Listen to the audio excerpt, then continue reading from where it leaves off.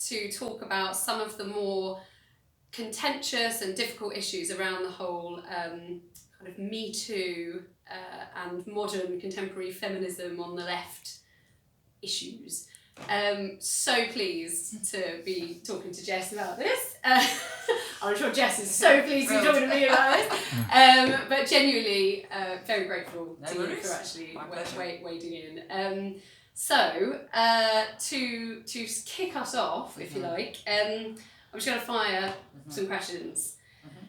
So where is the line between believe all women and innocent until proven guilty? Are they reconcilable? Do you see a tension? Not really, actually. I can see that, it is an obvious tension that gets thrown up, like, you can't believe everybody, because if you believed everybody, then there would be no due process. I actually think that you can quite easily have both. So what I would want to see is a system whereby when a victim, usually a woman in this case, comes forward to whatever service or whichever front door it is she finds, whether that's police, local school, doctor's surgery, somebody like me, wherever she comes forward, that she is taken seriously and is believed in good faith. Women who suffer abuse, almost every single one of them will tell you of the many times that they've tried to come forward and been either disbelieved or diminished, had their experiences diminished by somebody who doesn't know how to handle it. So at that front door, I believe that you can believe and take good faith in the facts that are being told to you, at the same time as following a clear process that will allow for a fair investigation, should be that what is going to come out of it. In most cases, there is no investigation that comes out of it, that when women come forward, and why the mantra of always believe has been put about by people like me, is because most women's front door experience, even with members of their family, so if I think of cases that I've handled where girls have come forward about their fathers or stepfathers, where it's so painful for maybe their mums who they've told, or another member of their family, to believe that this has happened, that it's so easy to dismiss it and assume that somehow there's been a misunderstanding. And you get that one chance of somebody's first disclosure, only once. But if in services, in the public sector, and in the sort of places where we would go on to have innocent to proven guilty, so employment law and police services and criminal law would be the main two, really, where these sorts of inquiries might go ahead. To believe the person who comes through the door and offer them the best faith that their story is true, does not stop proper protocols being put in place for evidence gather. Would you say that there is, just listening to what I'm kind of reflecting quickly on what you're saying, would you say or perhaps acknowledge that there's a difference between the places you're talking about where there is structures and due process? Well, there's meant to be, but let's say theoretically there are due process and essentially the kind of social media Twitter age where there's no due process. And anyone can just say anything about anyone, and in the court of public opinion, actually, to one half of the court of public opinion, it's totally true, and what that woman has said is absolutely sacrosanct, and that person should be put in the bin immediately. But what happens, on the other side, people are like, oh, well, she's lying. So there is a massive... I think there's actually another side, which is people, and I would put myself in that, where you just think, actually, I'm not going to say she's lying, and I'm not going to say he's guilty. Lying. Yeah, no, there needs to be a proper process. Do you think that there's so one of the things that maybe the kind of feminists who've talked about it from your perspective have been accused of is actually not kind of going out to bat for that principle in the middle, where you say... No, I mean, I totally believe in the principle in the middle, actually. I would... The thing that saddens me about where we are with the whole Me Too sort of naming and shaming people in public, although if we think about the most famous case, the Weinstein case, there was something like 9 years of Oh, investigation that went on behind the scenes by both the New Yorker, the NYPD, and the New York Times. And no doubt, like, I certainly would not contest the idea that Me Too was necessary and has done hugely important things. So putting that particular case aside, where there was a huge amount of due process and due diligence by lawyers done, but then I think some of the stuff that followed was people telling their sort of difficult experiences with other well-known people, or not well-known in some cases. The trouble I have, I think that it's awful that is what it has come to. I have handled a number of cases recently where I have been left exasperated by the idea that the only place left for a victim actually to go to get not the individual usually, but the institution who either protects that individual or just fails, craps out really badly, is that they feel like the press is their only, or social media, social media or the press, the public is their only chance. So that is why independent processes, if anything, in all of this, what I would argue for is much more robust, specific processes at every institution to stop this happening. Actually, much more due process is what is needed. Because I have had to say, I mean, I have threatened it myself, not to individuals, but I have had to say, for example, to political parties, both the Conservative Party and the Labour Party, I have had to say, look, this is going to be out of my, I'm trying to sort this out internally, this is going to be out of my hands, and then the newspapers is the only option these people have, and I could only encourage that. What I find interesting about talking to you, Jess, is that you're like magnetically drawn back to the perception of everyone who's saying something is actually a genuine victim of it, whereas and I totally understand that, and especially with the background that you've done and the absolutely brilliant, non-negotiably brilliant work that you've done for women, particularly very vulnerable women, but I'm just wanting to cover it from the other side for a minute about what about when these allegations are used to deliberately damage someone, given the context of the Me Too movement and the fact that people are really, rightly, but really sensitive now to the whole issue of sexual harassment or microaggressions or whatever, whatever, that whole issue. You make an allegation like this, you can effectively ruin someone's life. Oh, totally. So they are an incredibly powerful weapon. I mean, in an unscrupulous hands. Absolutely, in an unscrupulous hands. And in all my experience of dealing with these cases, some of them against people ideally careful, and in all my experience though, it is never the plight of the woman in all these cases, or actually not one, but mostly women coming forward to destroy that person. It is usually justice that is at their hearts. Fine, usually, but then it gets into the hands of people. Okay, so that's the when other it side gets of it. into the hands of, and in political parties, an accusation like that against one of your enemies is delicious, and an accusation like that against one of your friends is to be shut down and got rid of, and that is my experience. So you're absolutely right that this is too delicious when put in unscrupulous hands. It is not my experience that people have made the cases Have up. you never come across a case I've where come across someone one has... case where I think somebody was incredibly vulnerable. Actually, I mean, when I worked at Women's Aid, I came across a case of a woman who had rung me and said that she was had been sexually assaulted by her doctor and that she was pregnant.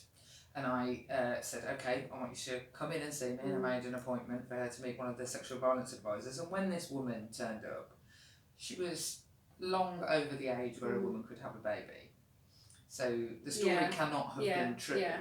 And what came about from this story that she told us was that there was a series of many people she was accusing along the way, whether no one had ever actually listened to her, but something bad had happened to this woman.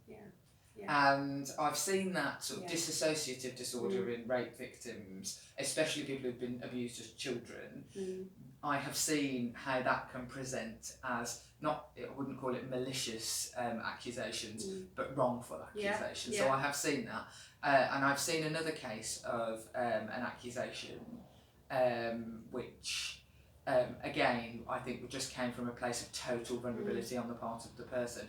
But in all the cases of sexual harassment that I have personally handled since the whole Me Too movement, I mean, I which you are the official, I know the official ambassador for. yeah. To say, okay, I'm going to, I believe you, now tell me a little bit more about it. I do expect people to show me or explain to me how it has happened and what evidence or witnesses there are to it.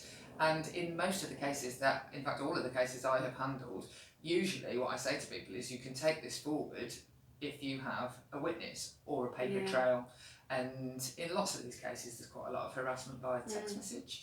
And quite a lot of evidence. So far, no, I've not seen any case where, having said that, you know, in the whole identity politics field, people like me, the way that people try and topple me all the time, because I'm woke, I suppose, is they try and unwoke me with accusations of racism or accusations of sexism, even sexism against women, which I find absolutely remarkable that people would try and do that. So I can understand that there is a sort of deliciousness. Yes, okay, so you've seen it from the allegations about a different subject, but from the same. It's no fun making a sexual harassment. I mean, I have seen people make allegations that were not true, and they wouldn't.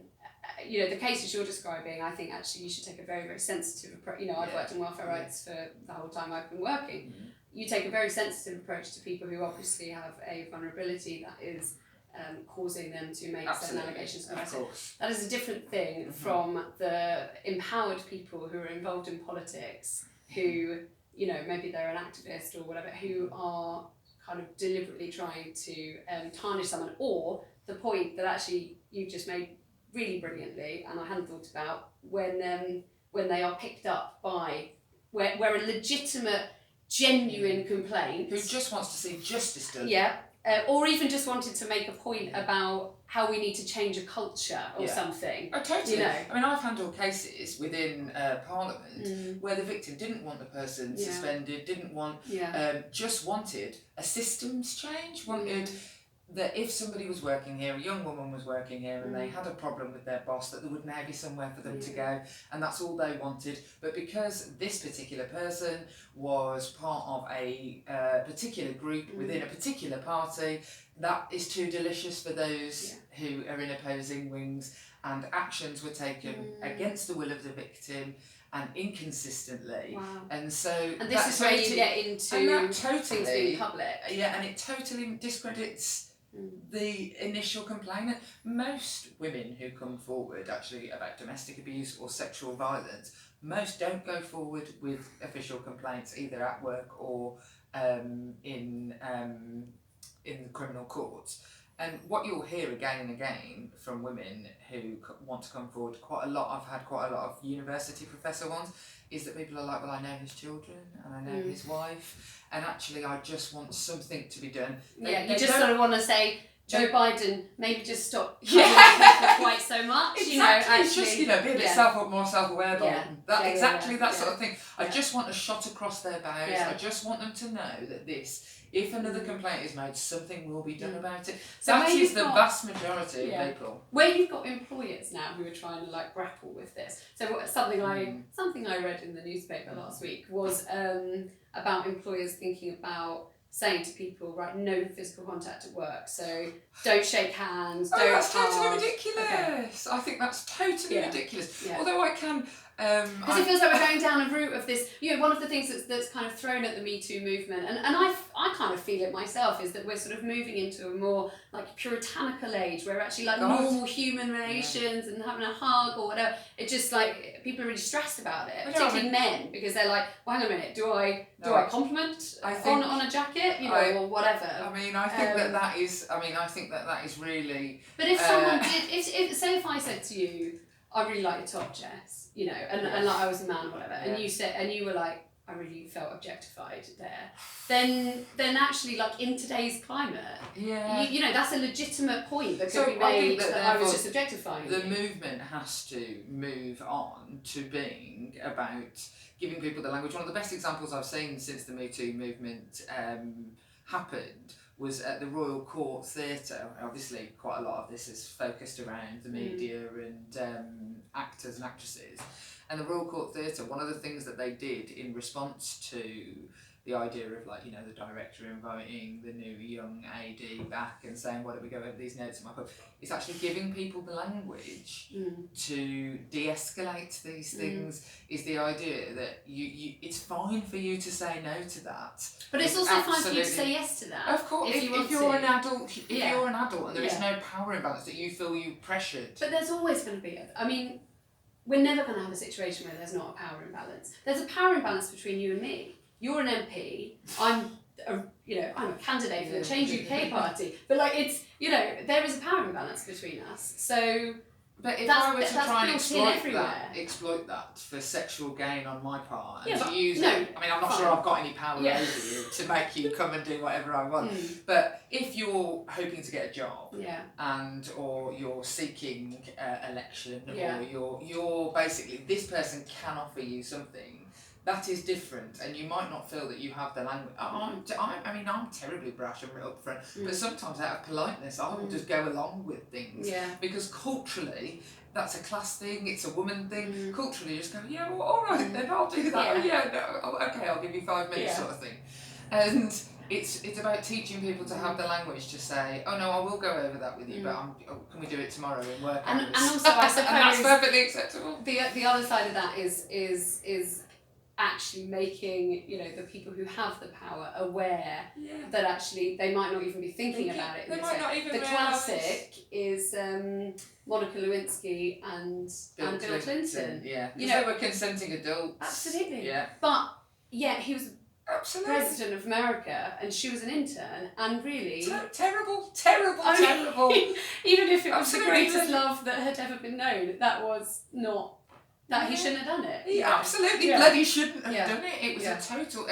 I mean... And it was kind of his... If the story had ended where he was now married to Monica Lewinsky, I mean, maybe we'd feel differently about it. Because you do see those things where a teacher will marry a sixth former. I mean, it doesn't happen now, but in the 60s... that was like high school. Exactly, tenner penny. And, you know, then they're married like 50 years later.